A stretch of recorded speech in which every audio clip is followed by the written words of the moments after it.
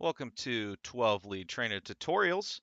Today we're going to be showing you some of our advanced options in the Learn page. Here in our hometown of Columbus, Ohio, it is cold outside, and it brings to mind some of the cardiac rhythms we can see with some of our severe hypothermic patients. So today we're going to have some fun, and we're going to recreate what we might see in someone whose, say, core body temperature is below 86 degrees. What we started out with here is just a normal sinus rhythm, which you can toggle under our preset rhythms in the bottom right of the screen. And what I also want to do is come up to the top left, and under options, I want to go ahead and toggle my advanced rhythm properties. Once you do that and come back to your rhythm tab, you're going to see that we have quite a few additional options for manipulation of our EKG. As the core body temperature lowers, we have lowered myocardial oxygen demand, lowered metabolism, and we see that represented as bradycardia. So we're going to come to our heart rate and we're going to turn that down, give ourselves a nice bradycardic rhythm.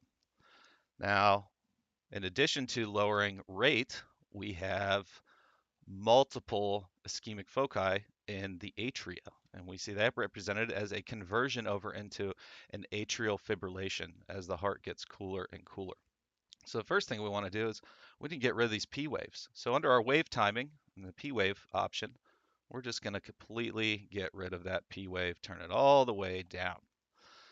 Again, with our atrial fibrillations, they are known to be irregularly irregular. So we'll go ahead and turn our irregularity option way, way up. We want it to be nice and irregularly irregular. Now, this would be good enough for us, but we also want to explore the possibility of a very unique waveform that we can see in our severely hypothermic patients, which is known as the J wave, or another word for it would be the Osborn wave. And the way that we're going to do that is we're going to do a little bit of manipulation to our QRS complex. So coming to our limb axis and our precordial axes, under our advanced options, what we're going to do is we're going to start to manipulate that S wave. And we're going to bring it up towards the baseline and even a little bit higher than that. And what we see is what looks somewhat like ST elevation. However, this is a characteristic that is found in a majority of all leads in hypothermic patients, as dubbed the Osborn wave. Now here we can see it's kind of bumped out there, looks similar to ST elevation. We've got a majority of our leads, but what we also want to do is come down to QRS morphology. We want to look at that S wave slope.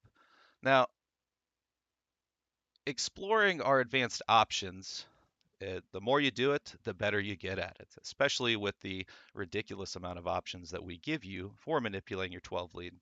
But what you find when creating this rhythm is we're going to get to our S wave slope, and we also want to bring that down.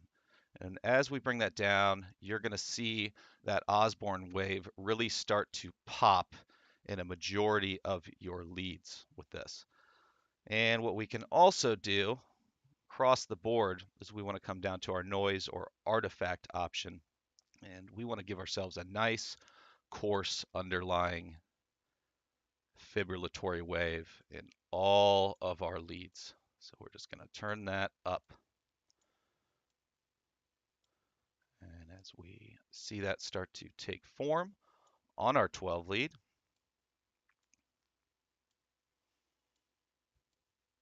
you are now presented with a bradycardic atrial fibrillation with Osborn waves. Under our options, you can change any of the presets, so we can make this a 3 lead. We can make it a 12 lead without a rhythm strip, or whatever you may desire. Thank you for your time today. Hope you enjoyed the presentation. Have a good one.